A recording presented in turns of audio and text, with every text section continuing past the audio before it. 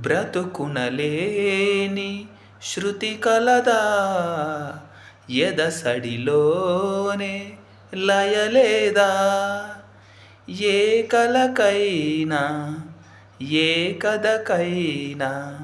జీవిత రంగం